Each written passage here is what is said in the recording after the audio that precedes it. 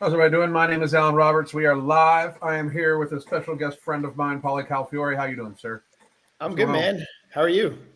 I've been really, really well, man. So a lot of people that know me now probably don't know that like I've known you for quite like almost like the beginning of the pandemic. It was like I started Oh fuck yeah, with you for just because I was a dick online, and then we had a really cool conversation about it. And we've been friends ever since. I always rooted for you and everything like that.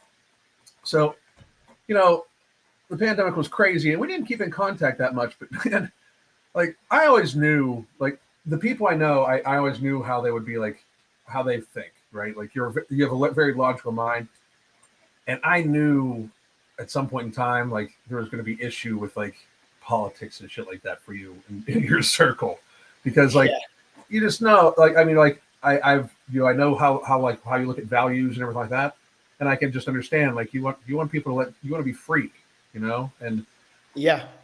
how is that like? How did the other people that are like in your genre like take that? We have a friend.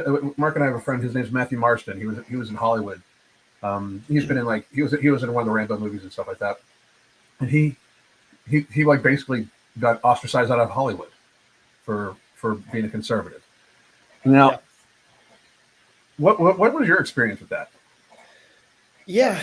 I mean, it's funny. The funny thing about like reality TV and the funny thing about Hollywood in general is it's like, they want you to have these unfiltered, authentic opinions about anything really. And like, I've never really had opinions about politics like my entire life. I mean, like I was an athlete and I was under the mindset of like, I don't really care about politicians. I think they're losers. I think they're kind of like, they're like the nerds who like, it's like, all right, student council president, like you're trying to get the money for whatever the heck we're doing and nobody really cares. Like everybody's going to the Right, football games and the wrestling matches, right, and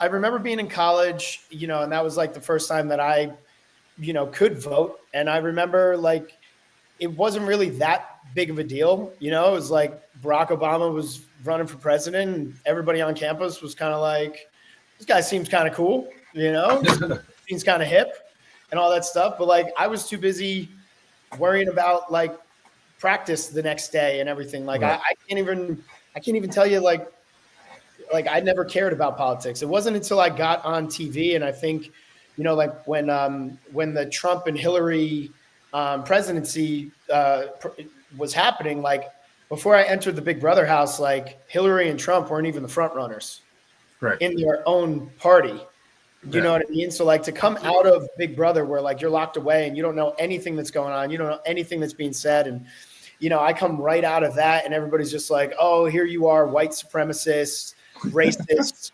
homophobic, sexist guy. And I was like, the fuck is this come from? I'm like, right, y'all see like me, like me and this girl, this whole season, we've been getting close. We have these great conversations. We get along. Like all of a sudden now we're outside of the house and it's like, we need to be aligned on politics. I was like, I don't even care about politics. And then I was basically told like, oh, if you don't care about politics, it means you're racist and a sexist. And I was just like, when did it get to this point of that people identify so strongly with their political parties? And when did it come to a point where people are now looking at politicians like they're some sort of deities? I mean, like I am like listening to like all the bands that I always loved, and they were always calling out politicians and being like, screw the tyrants, screw people trying to tell you what to do. So I'm like, why am I going to listen to people who are trying to tell me what to do and tell me how to do it? And then going into the challenge, once again, politics was never really a thing. And then all of a sudden, COVID happens, and then politics was like at the forefront of things. And, I'd like to say that I'm like somebody that's like relatively close to the middle. Like I have conservative beliefs, I have liberal beliefs. I don't identify with what's going on right now, yeah, where like I look at the liberal and like, conservatives that are extreme far left and far right. I look at them as like radical thinking humans that are not good for what America stands for. Like I'm an American. My family came over here from Italy, and they've always loved America. So like I've never understood the aspects of, oh, you know, like you fit into this box. I'm just like, there's 32 flavors of ice cream, but I have to fit into one political box or the other political box. I can't just speak on the things that are important to me. And, you know, I haven't really ever spoken outward about politics other than during COVID being like, hey, I think we should really focus on our fitness. I think we should get outside and get sunlight. I think we should focus on our diet and nutrition.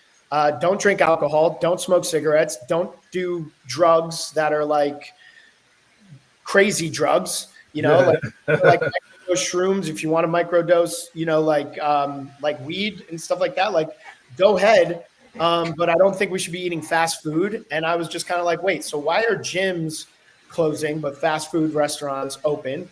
Why are, you know, people putting the pressure on certain types of foods, but the liquor stores are staying open? Right. And just by coming out and saying that, which is just something that I believe, and I'm like, working out makes me feel good. Eating healthy makes me feel good. Sunlight makes me feel good. Regardless of my background in the fitness world or having a degree in exercise science, I didn't even like bring out all the scientific reasons for it. I was just like, these are just some rules to live by. And everybody was just like, well, you must be a racist, sexist, misogynist, and homophobic. And I was just like, but what does that have to do with the science? Like, we're being told to do things right now by our government. Yeah. I'm like, and that's not how government, in my opinion, should work. Like, I hate government that is like, do this. Like, that to me is like dictator, socialist, communist, fascist, no matter what's doing it. And, you know, I kind of feel like that was it. And like, you know, that was the last time I really kind of spoke about politics. I just kind of really have focused on the sex trafficking and the child sex trafficking and, you know, the Hollywood elites and just the elites in general and how they get away with murder and how the rest of us have to live by these rules and these laws, and we're essentially tax slaves to our country. So it's like we are paying an absurd amount of taxes, and even if you think you're not paying a lot in taxes because of your income, look at your property taxes, look at your sales tax of your state, look at any other thing that gets put on to what you're doing. If you live in New Jersey, New York, you've got tolls and all this stuff. So it's like, why are we working so hard to give half of our hard-earned money to the government that is then misspending our money everywhere and anywhere that they can, but then they turn around and say, if you don't do it, we're going to take everything from you. You know, so I finally reached a breaking point with the Epstein, you know, list, just because, you know, I've been talking about it for the last 8 years, 10 years, and I just want to see the list. And I don't really care who's in charge, whether you're a Republican or a Democrat. I just want to see the list. Exactly. I always run this little weird pattern. Like, Epstein killed himself, right? When he got arrested, then he killed himself, and all was good. That was in the end of 2019, right? All was still good. But then all of a sudden, Joe Rogan and a bunch of other people just started blurting out Epstein didn't kill himself, right? So this cold all of a sudden gets like it is the only thing they're allowed to talk about, like, because people were starting to talk about the thing. You know, it almost is like, was COVID like just an opportune time for them to divert attention, and they knew it wasn't that deadly, so they had to be ridiculous about it. Because like anybody that really knows any type of things, like the things you were talking about, the things they were asking us to do were hilariously, ridiculously stupid, right? Just unbelievably dumb. And my biggest point, and I think yours was too, antithetical to actual health. Like, they're closing gyms, they're keeping fast food open, DoorDash is open. Like, you can't go to the gym, but you can get liquor delivered to your house. Like, somebody explained this to me. Like there should have been almost a moratorium on alcohol, you know, just at the time, because like, you know, if we're going to be like, if we're going to be serious about it, like, more lives would be saved if everybody would have stopped drinking alcohol during the pandemic, because alcohol lowers the immune system. It's just a weird thing, right? And I was amazed at how people just bought into it, hook, line, and sinker. And I knew that people who were going to have trouble were people like, because I already kind of known you enough that I knew you were going to have trouble. And I knew a few other people that I've known in that, like, either reality TV world. Like, I have a really, I'm not even going to name him right now because I don't want to put him on blast, but I have a really, really, really good friend who has run a long time series on one of the like smaller channels, right? And he couldn't say anything because he would lose his contract at all. Like, but he's texting me every week. He's like, oh, so fucking true. Like, so fucking true, you know? And I remember thinking, like, this is the new norm. This is how it's always going to be. And I was wondering for reality TV contest shows, and this is no shit. I was thinking about you for like 6 or 7 months before this shit went down. But I was waiting for them to use it as a way to, like, the new people coming up in like little reality shows, as a way for them to use it to weaponize against the older people. You know what I mean? Or the people that have been there a while. Because, you know, it's statistically known, the older you get, the more conservative you tend to get. You know what I mean? Like, because you start seeing the world in a different light, right? So, and that's what happened to Cara, if you ask me. Like, they purposely fucking tanked her because she did absolutely not a goddamn fucking thing wrong. like literally nothing wrong. Like said something. And I mean, they were coming after, like, basically they come after your guys' livelihood, which is wild. Yeah, I mean, still to this day, I think the biggest mystery is, what did we do to be sat for 4 years? Yeah. Oh, well, back then. I mean, Yeah, well, it's like, what did we actually do after being the main characters on 3 seasons in a row to just not only get cut off cold turkey on, you know, the next season, which was Total Madness, which aired during COVID, but then to serve like a 4-year punishment after that. No main characters have ever been punished that way in that show. And it's, you know, like people tend to like pile on in so many capacities, you know, and there's certain people that I just haven't seen back on the show where I'm just kind of like, I wonder what that is also for. Wow.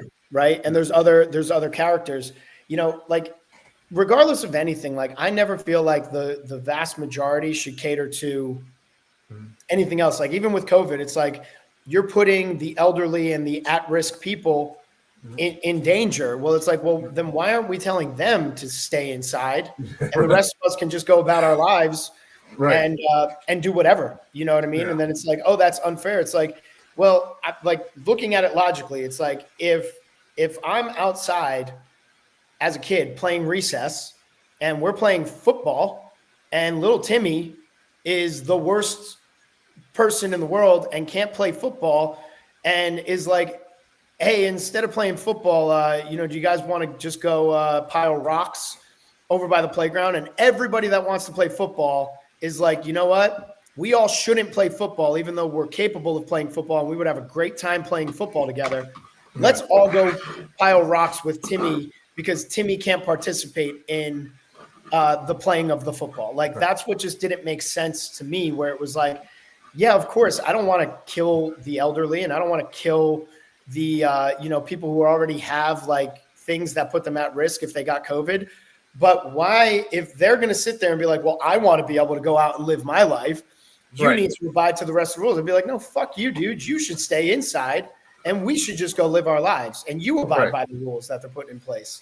You know, like walking down specific aisles of the grocery store, walking into restaurants, and, you know, like, I never wore a mask. I never gave a fuck enough to do it. First of all, I lived in Montana and like, we didn't have any people that like, you know, cared. But like, the idea of like, oh, here's the thing, you're going to enter this establishment with a mask on, but when you sit down at a table, you can take it off and you're good. But if you have to get up and go to the bathroom, you got to put your mask back on, because in some capacity, the table is your only protection. Like that, that's where you lost me. And like, when logical people were just trying to point out and be like, hey, can somebody explain this to me? It's like, no, we can't explain it to you. If you question it, you're a fucking idiot. Made no sense. Well, it's like when they forgot how to do math. Like, everybody was freaking out about how deadly it was. And I'm like, this is like case, you know, known case fatality rate. People, I was like, when they come up with the asymptomatic number, it changes the denominator. You know, so the CDC, like in June, came out and said there's like, you know, 50 to 100 more times people that have like been infected that we know about, right? So automatically, to any logical person that knows how to do fucking math, that means it's not deadly. that means for, especially for people under 70, you know, it's a cold, and maybe we shouldn't have been counting all these people that were also in car accidents, you know, in hospice and everything like that as COVID deaths to freak everybody out. I found it all to be just complete bullshit. And the season that they did, like the season that they did in 2020, like during COVID, because for those of you that don't know, I'm a huge fan of this, of the challenges. Well, I am, and I have hope for it, but I used to be. The show's unbearable now. Like it's just unfucking bearable, dude. Like, well, once again, it goes into exactly what we just talked about, right? Yeah. So the show used to be about young, athletic people competing, carnage, all that stuff, and now, and that's what made the show authentic and great. And now you're catering towards the older people who are just there to collect a paycheck, and they don't care about winning anymore. They don't care about fighting anymore, and they just live off of their past resumes. And now you're casting young super fans that don't want to ruffle the feathers because they're fans of the people that are there. And it's like, it is completely lost its identity, in my opinion, but it's because it's catering to, the people who can't play the game anymore. Well, the last one Cara was in, I thought that was a very good challenge. I thought it was an extremely physical challenge. Loved that shit. I thought it was fucking great, right? But then this last one, like, there was nothing really physically hard about it. That's the thing. Like, I mean, there was, I'm sure it was hard for them. I mean, we did have somebody on there to make Anissa feel good about herself for about her weight, like. Yep. So, I mean, like, that's literally it almost appeared to me like that's what the show was going for. We need a fat lesbian to be on here to like check this box. And since we have a fat lesbian and Anissa, we can't be doing physical challenges all the time. So that's literally, they took it away. As soon as they started having like eliminations with the guy and the girl together, I'm like, this is going to suck. I want to see some people fucking hit each other, like it was horrible. Yeah. I mean, listen, what I loved about the challenge the most is like going on World of Worlds 1 and, looking at before you did a challenge being like, I have to think of a strategy here because I could possibly really injure myself if I don't. Right. Everybody was physically fit. The weak people were weeded out early who weren't physically fit. And it was just absolute chaos. And then even, War of the Worlds 2, I didn't like it as much as War of the Worlds 1 because I was like, it's a team thing. You brought back a lot of beasts, but there are a lot of people who are, getting hidden underneath the guise of like being on a team, and I feel like it started to kind of lose its, magic a little bit. And I don't know if that's like the influence coming from, the CBS merger, making things a little bit more. They make it so that like on War of the Worlds 1, if you were one of the top 5 competitors, you were always guaranteed to either be in the tribunal or just miss being in the tribunal. And it seems like it's gone a route where anybody can win any competition at any time. And that's not really how it should be. That, like when I watch Big Brother, that's what I watch Big Brother for. Cause I'm like, wow, these comps are designed a certain way where there's nobody that can really dominate. Like even if you're good, if you're winning 5 comps on a season, you're a comp piece. If you're winning 7, you're elite.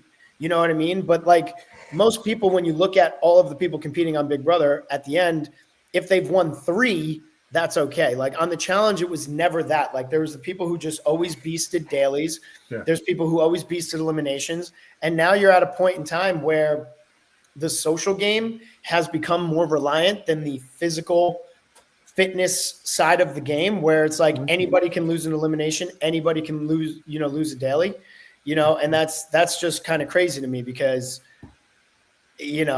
Veronica should not be making it to the end in any capacity unless people are bringing her to the final, as a layup, I mean, look at the past history of this. Like even Bananas, dude. Like Bananas was like kind of a skinny, dorky guy when he first got in. So he worked. He realized it's money. So there was a time frame when you would watch the seasons where you could tell like him and a few other people said, "Hey, we can make a career out of this," and you could tell they started working out. A lot of them started doing puzzles in the off season. Shit, when they brought Cara Marie in, I mean, she didn't even know how to fucking swim. You taught her how to fucking swim and swim goddamn well, for these challenges, like literally for the challenges, Right. And now there's no incentive for that because like it was embarrassing to watch. I think I got in an online thing with both Frank and that same girl about that, where they were like pissed at me where I'm saying like, this is fucking stupid. Like, I'm sorry, but like you guys, you shouldn't even be there. Frank absolutely should be there. Frank is a very good competitor, but why are you? And who? I feel bad. Like, okay, so say they let you back in, and then hey, as your president come back in, your partner for the entire season is going to be a Nisa. Right. And Well, it's nothing against Anissa, but you're not winning a final with her. You know, like it's not. well, it's like you know? it's like I said, like it's become for certain people. Like for me, every time I lost, I came back and I was like, what could I do differently to come back and win? Right. And I feel like now it's become the running joke of like, how many challenges can certain challengers go without winning, where every time they come back and they've done nothing in the offseason to change the potential outcome of winning, are they going to come back and say, this is my season, knowing damn well it's not their season because they're not putting in the work? And, you know, that's kind of where I'm at with it, where it's like, why bring back old people who aren't going to argue with the new people? Yeah. The new people aren't going to argue with the old people because they're super fans. Those middle tier people like myself, Turbo, Rogan, Theo, you know, even people like Jordan and Zach who are closer to our time period of coming in, we would argue with the new people, and we still have enough history with the old people where, like, if they piss us off, they piss us off. And I got to give credit where credit's due to, you know, Bananas, even at his age, he's at least coming in shape, and he's at least coming in trying to stir the pot and trying to eliminate people that he thinks can beat him in a final, but he's at least in shape enough to do that. I can't, you know, I love the guy to death, you know, like personally, you know, but like CT, like you keep coming in out of shape, but like you're this absolute savage when you're in shape, but you're just wasting a space because we know every time you come in out of shape, you're not even planning to make the final. You're just coming and collecting a paycheck, you know, and it's the same thing on like all sides, you know, and I think, you know, you see little clips from the season 41 trailer where it seems like him and Turbo are getting into it. And it seems like Turbo's saying that exact same thing where it's like, there's people who would kill to be here and you're just showing up out of shape. Yeah. Well, I always like, that's what I always found weird. Cause it's like, my job is fitness. I should stay the fucking shape, even though I don't compete in anything. Like my job is fitness, right? I should stay in shape. So I do, right? I've lost 100 pounds, kept it off, all the fucking shit, right? Yep. But like your job is, if your job is to go in to be believed that it's like, you want to be a reality star, first of all, and win money, because I think that should be like a prerequisite for the people they get, because they should want to win. A lot of these people, the goal is just to become a reality star. And it's like super obvious. Like, you know, like they come in, they can't even run a mile and they smoke cigarettes. Like, and it's just, it's an insult to a lot of other people that, like, you know, could use the money, like, because they're taking a slot that there's not any way they're going to possibly win. Right. And they do it to make sure. Like, for a while there, I remember telling you, I texted you one time, I was like, they are literally picking seasons to hand to Banana at one point in time. Like at one point in time, they were like picking people that he is either super tight with or have no chance to fucking fuck with him. You know what I mean? Like, it was crazy, you know? Yeah, it's crazy. And, you know, but like the chatter, and like, this is what I talk about all the time, because like the OGs, like they stick together online, whether they like each other or not, they're going to repeat the same message over and over again. And the message that started getting spun, like War of the Worlds 1, War of the Worlds 2 time period, where there was a lot of new competitors that came in that were threats, right? Like whether it be myself, Turbo, Theo, Joss, Rogan, everything like that. Like the messaging started being like, oh, like there's people who take the show too serious athletically. You know, this is a reality TV show. We need characters. We need characters. We need characters. And it's like, no, we don't need characters. And you guys are hypocrites for saying that we need characters, especially the OGs, because the only reason why you guys are characters is because you guys were the best competitors in your time period, right? So like everybody who was calling for competitors, right, and all this stuff, like back in the day, you had to be winning, whether it was the dailies or eliminations or controlling the game with your team by winning as a competitor. And then your personality was able to be shown, because if you're winning, the confessionals are on you. If you're the one being targeted by the winning side, the confessionals are on you. So like, that's where the characters were created, not because you guys went in there and were like, we need characters. We need characters. No, you won, felt a certain type of way because you were winning, and just spoke authentically how you want it to be. Well, I can tell you this, and I know this for a fact. They didn't actually want characters. They wanted to create characters. They don't want people from the outside to be outside characters necessarily. And that's why a lot of people they get, like, there's a lot of reality TV, but it's always within their bubble, right? I think I think Paramount does a smart job of doing that, because why they're investing in all these faces. Why not do it? Like, why invite new people in? I get it's the same thing like how, like, a lot of times Top Chef and Food Network people don't talk to each other or don't talk about each other. Like, it's like it's sanitation, right? But you have it at the same time where they're creating people. They don't want them to come in. Scott Herman, who was on like one of the original seasons of Real World, I personally know was trying to get on that. Was trying to get back onto one of the challenges. Like trying to get on one of the challenges for years, like years. Millions of subscribers on all platforms. Like well known, has his own like personality, has his own fucking merch and shit like that.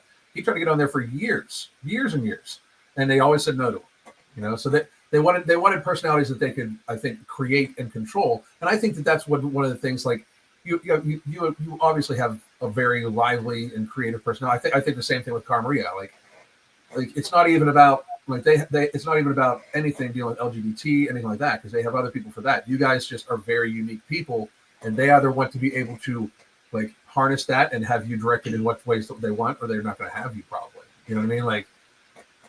Yeah, I mean it's crazy because it's like I never went into the shows being like I want to have a shtick. Yeah. I make fun of Wes. I'm like, dude, like the guy who I knew was like the guy who was like flipping everybody off, causing fights and everything. I said, and now like you've almost like developed this like shtick of like, well, and it's like, where did that come from?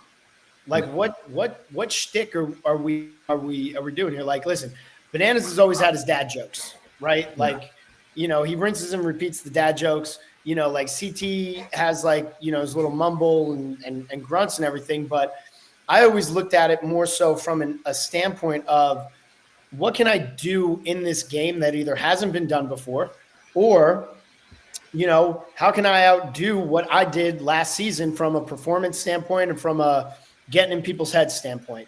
Right. And that changes every single season because you don't know who's going to be there. Right. I think that's the lost thing too. Like I've also saw that like this recent one, it was like the Vacation Alliance and shit like that. Like, and it's smart on their part, like to play on the outside because it's not against the rules, but it's also like, the alliance is weird because it's a bunch of people that could use a bunch of other people to win that the other people are never going to win. Like until Josh learns how to do a puzzle, that dude's never winning anything. Like he's never winning anything. Well, without a doubt. But I've spoken to Josh about this, numerous times, right? Because like he was underneath my wing when he first came in, and on War of the Worlds 2, like when he went the other route, with the vets, I was like, dude, you have an ability to have a great social game. You have great influence. They need you more than you need them, right? And with the Vacation Alliance, it's like, yeah, like, it makes sense. Like if you're a group of people and you can consistently make it to the end, that means that as a group, you're all making more money and one of you guys are winning. Right. But where I would try and talk to Josh is be like, hey, where do you stack up on that totem pole? Because, you haven't made, a final, and you always seem to be the one that gets thrown into an elimination or cut right before the final, but you help all of these people get to that end part through your social game and through, helping, like when somebody in the Vacation Alliance wants chaos caused in order to draw attention to somebody that they want out, they go to Josh and they say, go start a fight with this person. And he does it. And then it gets that person out, and then they do it to the next one. And then it gets to the end and they're like, all right, thanks for getting rid of everybody for us. We're going to throw you into an elimination now. And, maybe he's woken up, maybe not. Like, who knows? Like, I would like to think that maybe he woke up after season 40, because even going into season 40, like I went to him and I was like, listen, brother, like, it's not me against you. Like we put our stuff aside, on USA. And I'm like, everybody wants me and Theo to go against each other. And even though Theo and I had, said, hey, we're going to work together on a team, let's settle this later. Like everybody got in his head and was like, you're really not going to ask for Paulie like right now? And then like me being me, I'm not going to sit there and be like, dude, get your head on straight. I'm gonna be like, oh, you're asking for me. All right, I'm going to throw myself down there. And, it was unfortunate on my end that Hall Brawl was the one that got picked out of all the other ones, where I think I would have had a better chance of winning. But I even looked at like my whole team and I'm just like, are we really making the best decision here? Like throwing the two best players on the team in on the first elimination against each other? Like, are we doing this for us or are we doing this for the rest of the house? You know what I mean? And then, it was clearly for the rest of the house. And it's like, okay, I think that Era 4 with me on it, we probably would have won every single daily, keeping the entire team safe until it went to individuals. But unfortunately, it didn't work out that way. Like, I think I bring a certain level of strategic brain to the game that I think intimidates people, whether they're on my team or not. I think so also, but I also think that that's I view it as such a controlled game anymore because it's just not savage anymore. It's just really, really, really not, like my wife and I started noticing it a couple of years ago. It's like, I almost can tell who they want to win here, and it's going to be between these three people, and once you know that three people, then it's just drama unless somebody gets injured. Right. And it's like this, it's like the other little stuff, like, Laurel's an incredible competitor and athlete and stuff like that when she's in shape and sane. But at some point in time, like, it's not fun to watch people be super unhinged. You know what I mean? Like, and I know that's, and I also think a lot of this is very like how our culture is right now. Our culture went through a little phase where it was like, it's not cool to be strong. Everybody can win type thing. And I think that permeated into the show to a certain degree because it's CBS. That's why you have a lot of people. That's why, it's not an athletic show when there's multiple women over 200 pounds on it. Unless it's a powerlifting competition, it's not an athletic show, Yeah. I mean, and even the guys are coming in out of shape. Yeah. You know what I mean? And it's like, like how many times, like, listen, I mean, how it is, like, even as an athlete, there's a reason why athletes have to retire at a certain age. Yeah. You know what I mean? They just can't do what they once could do. So it's like to try and trick us and convince us that these people who are in their 40s and 50s can still do what people in their 20s and 30s can do is just crazy. Like, there's not an anomaly. I'm telling you, I've competed with these people. There's not an anomaly here. So like, the fact that fans are like calling out what they're seeing and like almost being told that they're crazy to kind of be like, how is this person still capable of winning? They're not wrong. Right. You know what I mean? And it's just one of those things where, somebody's going to have to just make the call to do it, to kind of be like, hey, I did that when I went in. I was like, I tried to gather as many new people as possible, being like, hey guys, I know they're going to want us to go against each other, but if we all team up and get them out, we're actually preserving our future on the show because, we're going to be the ones that end up making it to the end. And eventually we're going to be the ones arguing with each other at the end when we're doing this. And then we are the new staples. Right. And like nobody saw the writing on the wall until now, where now it's a bunch of old people being cast. And now all of those people are coming to me being like, hey, what did we do wrong? And I was like, well, you didn't eliminate them early like that. There's a reason why all of those people, like the rinse and repeat process was like rookies come in, rookies get tossed in nonstop until they're gone. Yeah, because if you get rid of somebody early, they're not memorable. Yeah. Well, that's what I'm talking about though. That's the thing. And the ones that get, like the young ones that especially that buck up, they get tossed early because they don't want that personality. And they can do it. Like it reminds me very much of Congress. Like it's almost impossible to beat an incumbent congressperson. Like just an upstart coming in, it's almost impossible, right? Yeah, So, like you just don't have the money backing. You don't have any of that right, stuff. I mean, right. like there's so many parallels to like the political climate and the entertainment world that's like insane. Things that I didn't really even know or consider because I came from athletics. It was like a meritocracy. Yeah. Like if you're the best, like you play. Like I like when I would go in on my early seasons, I was like, if I don't make it all the way to the end, I'm never getting called back. And now, there's people who go home first or second, and like they immediately are on the next season. It's like, for what? Yeah. For what? Well, I do think, I mean, as we've been talking, I think it's because of how like society was for a while. I honestly think that there's going to be like a resurgence of like, we want to see actual competitive shows and stuff like that. I'm hoping, I don't know if it will be the challenge. I think that somebody else is probably going to step in and actually put like an athletic challenge together, like something like that. Because honestly, that's what people want to see. They want to see like real people doing like a real person that just trains really hard and does athletic shit. Like what could I actually do? Because I don't want to see like I don't want to see how like a 6'9" guy can train real hard and win shit. I want to see how like a 5'9" guy, who's just happens to be an athlete can train really hard and win. Like that's an interesting show. If I want to watch the superhumans, I have sports, all that shit, right? This provides a different niche. The problem is they're not doing it no more.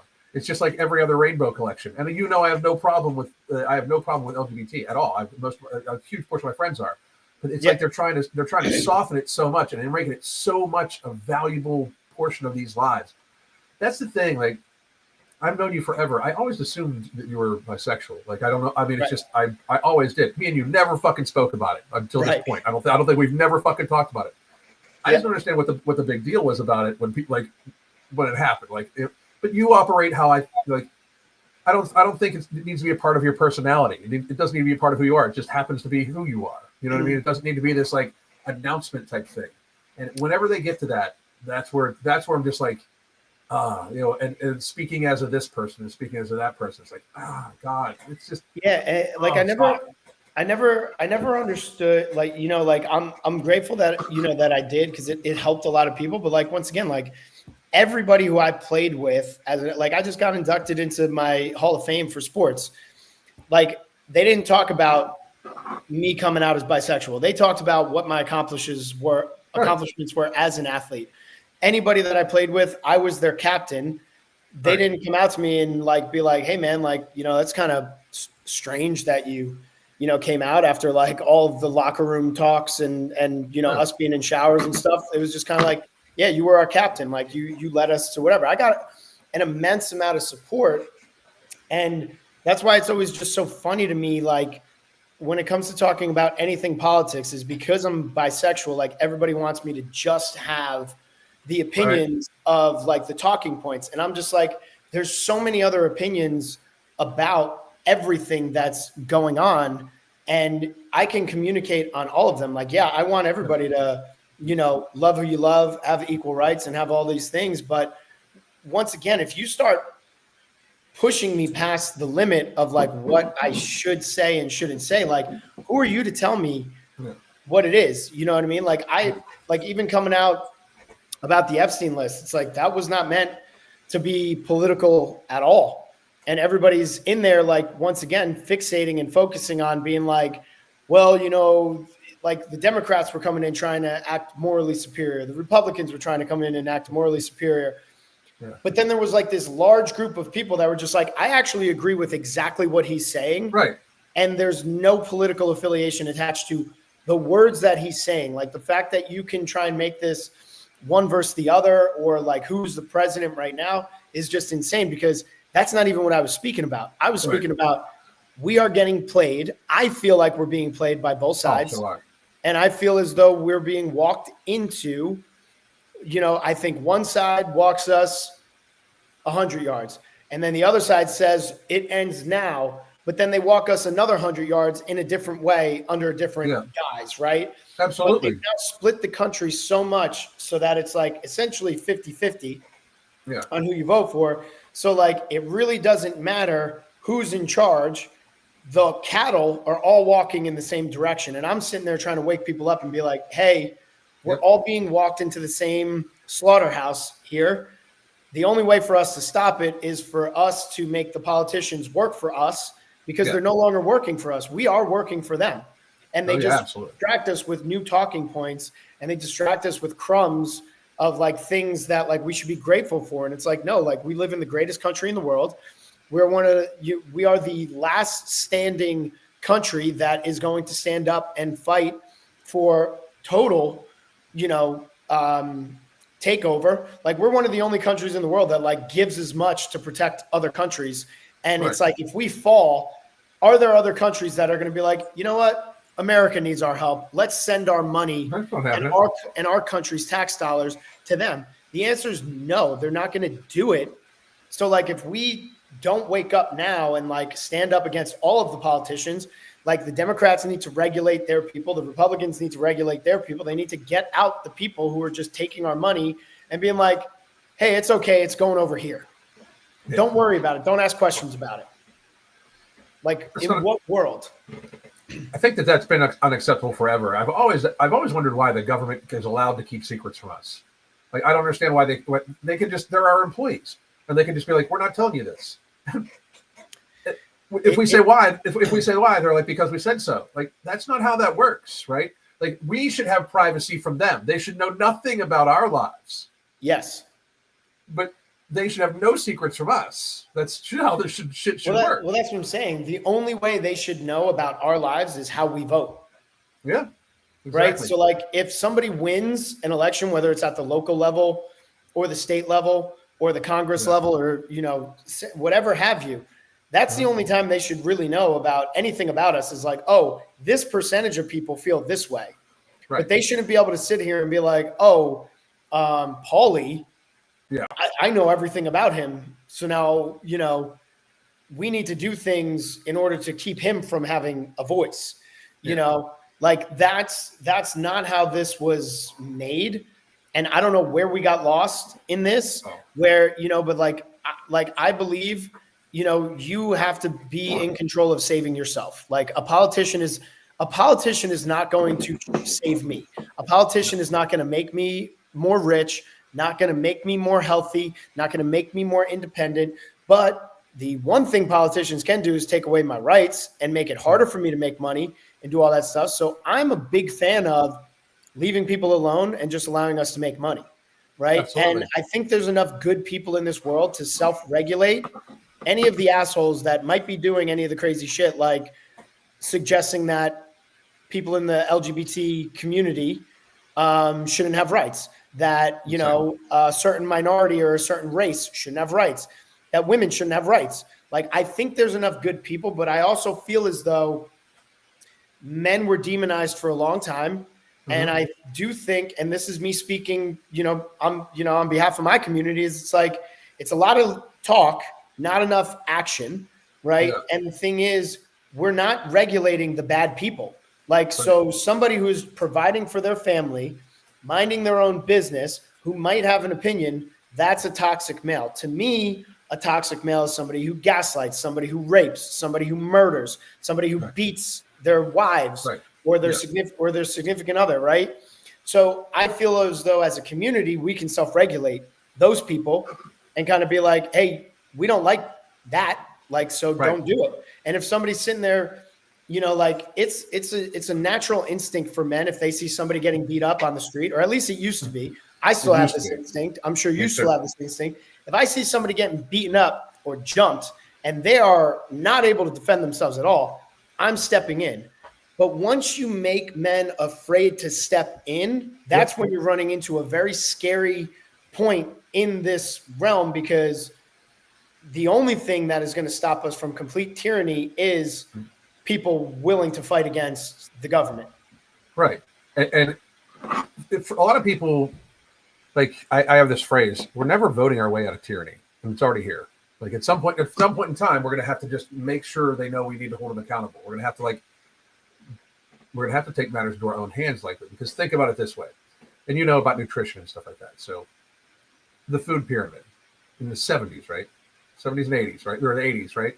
The food pyramid. We all know that it's literally corruption. Like the food pyramid is literally corrupt, right? It was produced by big food to push ultra processed foods. 11 servings of grains in a day is not something the average person who's not an athlete can do and not end up fat, right? This remained for decades with the government pushing it.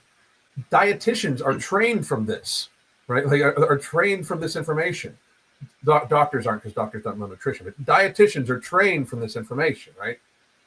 So we know it's corrupt. So that means the USDA is corrupt.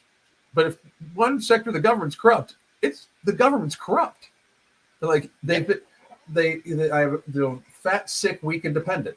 For decades, that our government has helped big food and big pharma facilitate our population being fat, sick, weak, and dependent. And I'm talking physically and emotionally weak. Like, we are emotionally weak people.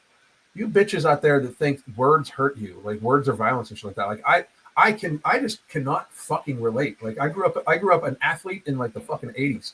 Like there was no things as feelings. You don't cry, like get your shit done. It's crazy. Yeah, it's crazy, but also like the shift, like when you look at like videos of like men from like the 70s and 80s. Oh yeah.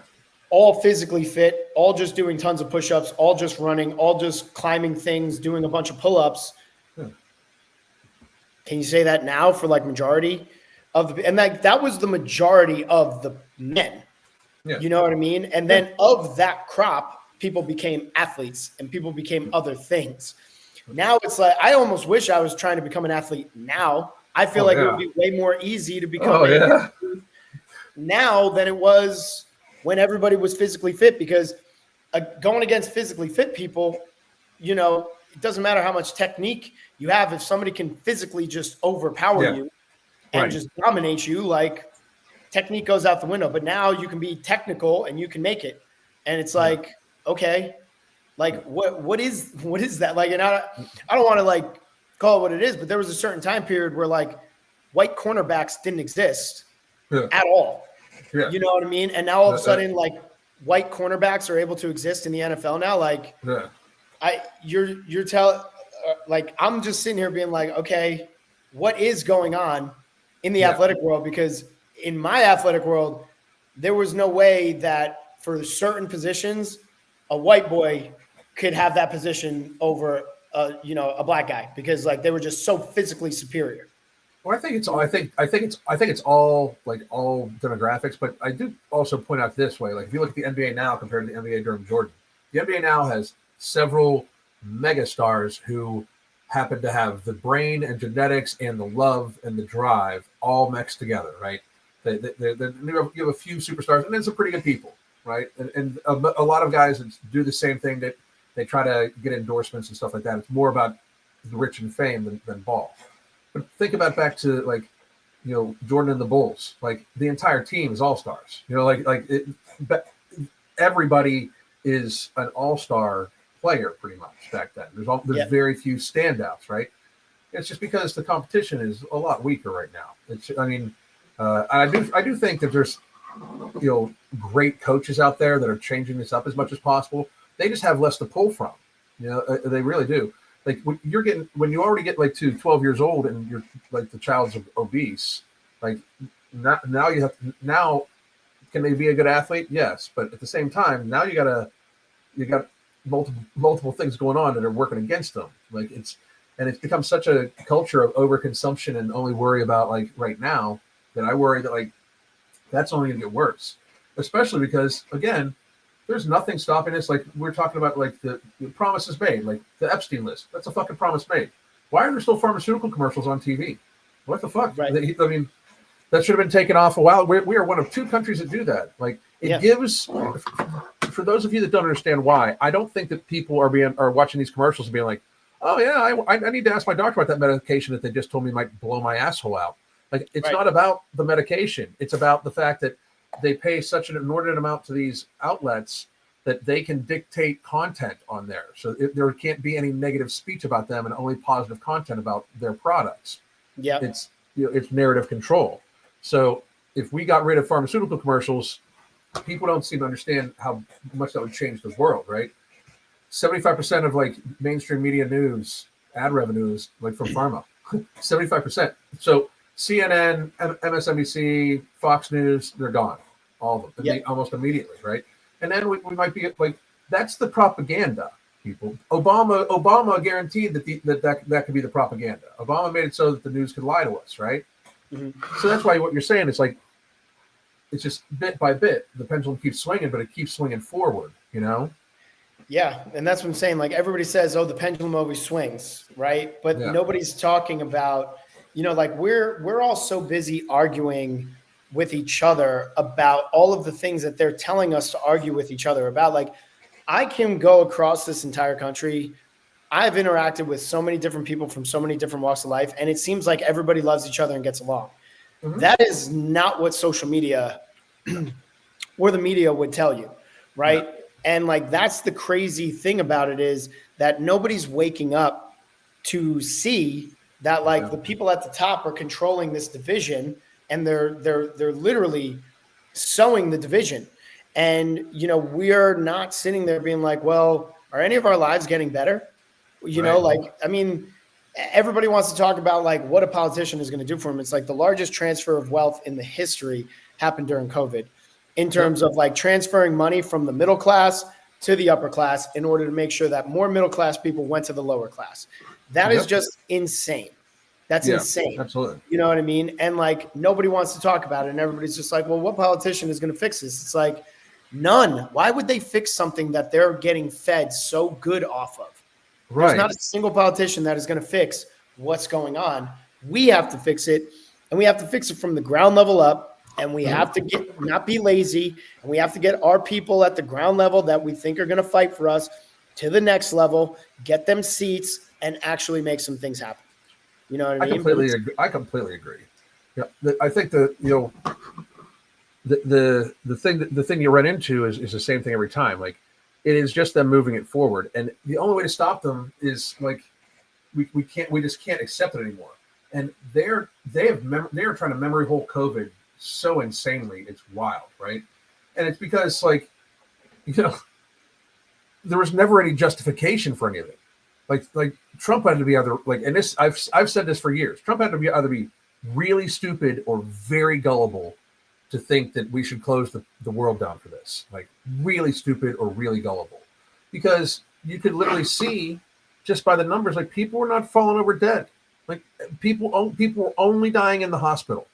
Like people were only dying in the hospital. If it was like a real pandemic, people would be dying everywhere, Yeah. And it's just not, to me, there was never, even if COVID would have been 10, 20 times deadlier, I still don't understand why people think that means I should have to give up my rights to go any place I want.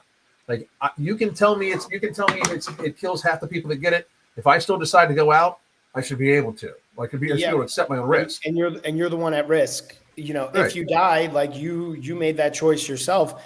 But like I just don't understand how people can't see the disconnect or the connection of where things are now. Like even from what we see, right? Like at what point do you not think that our government and our politicians aren't using and leveraging what Hollywood has been able to create for us to watch for enjoyment in real time?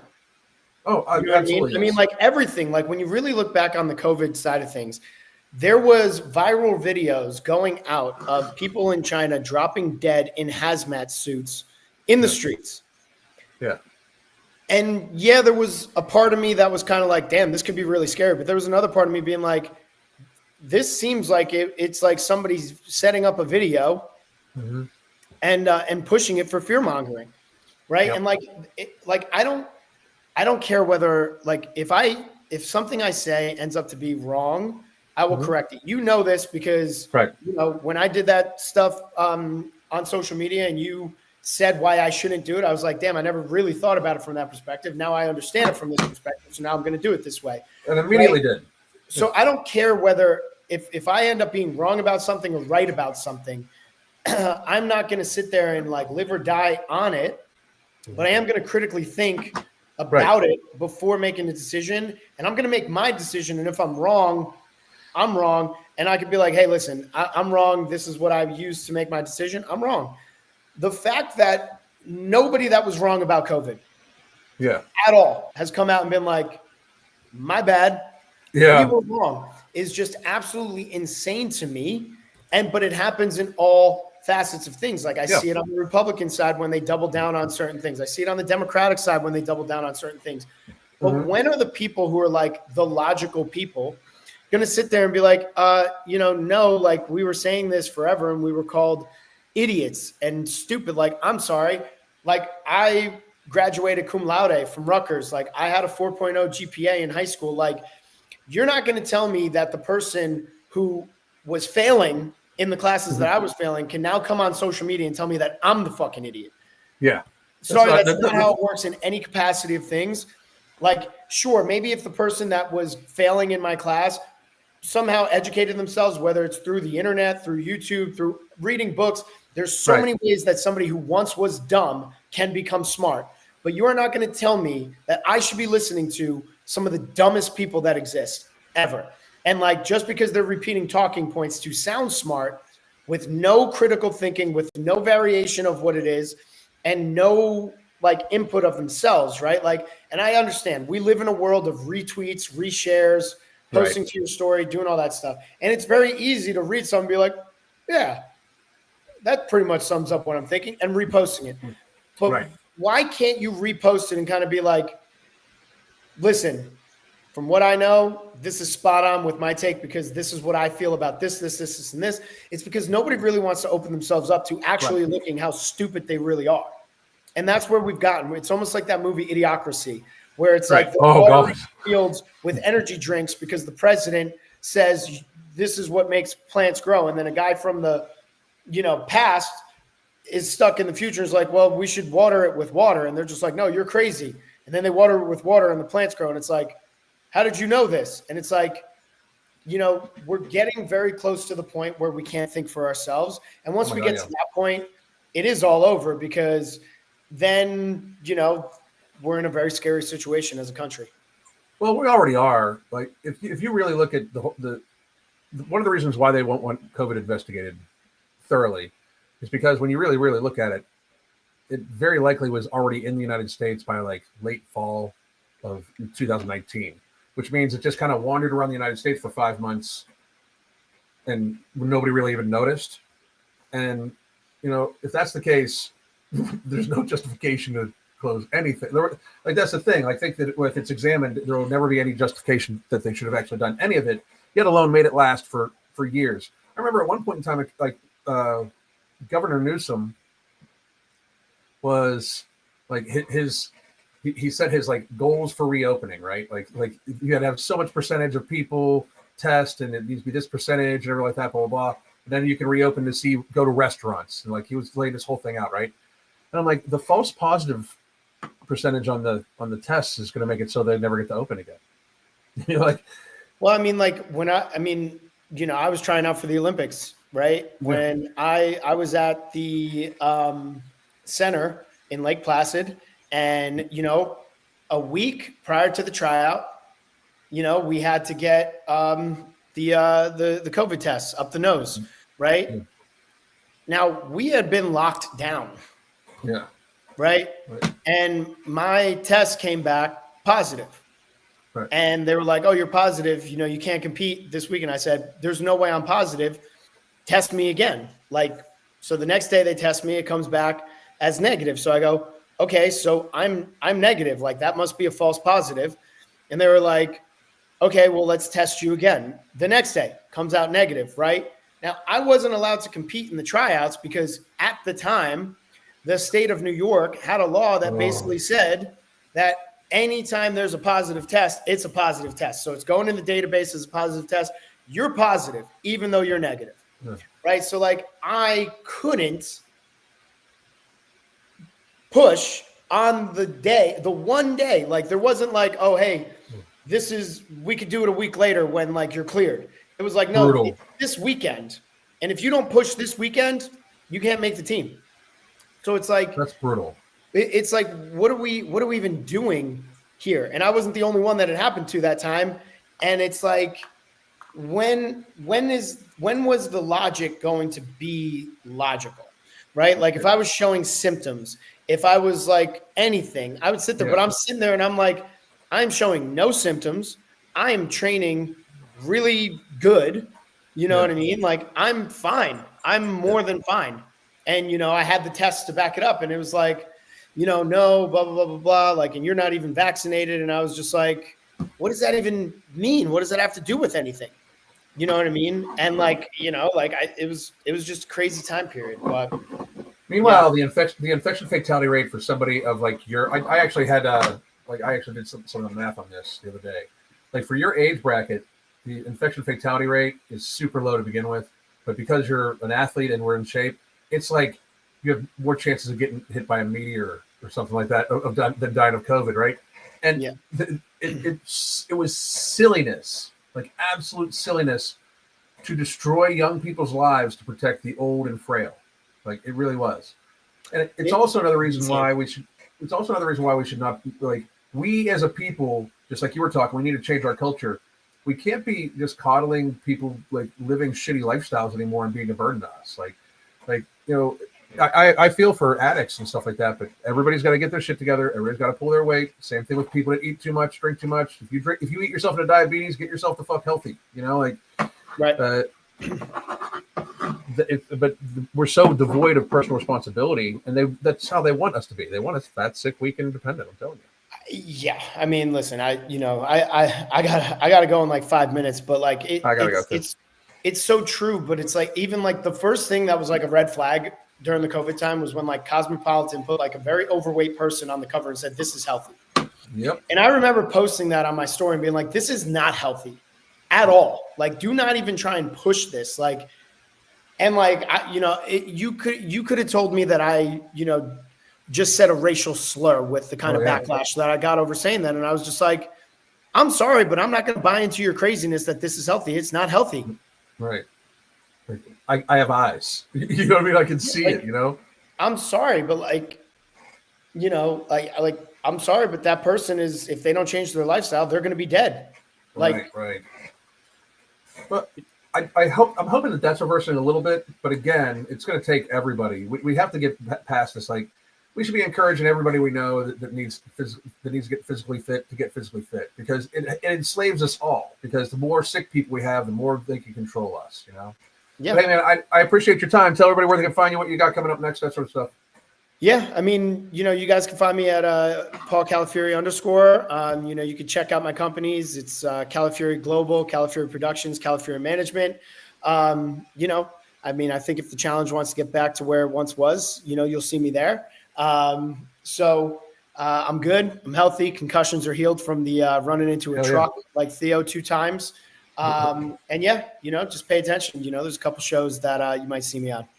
Hell yeah. I can't wait, man. And thank you very much, sir. Talk to you soon. No, of course, brother.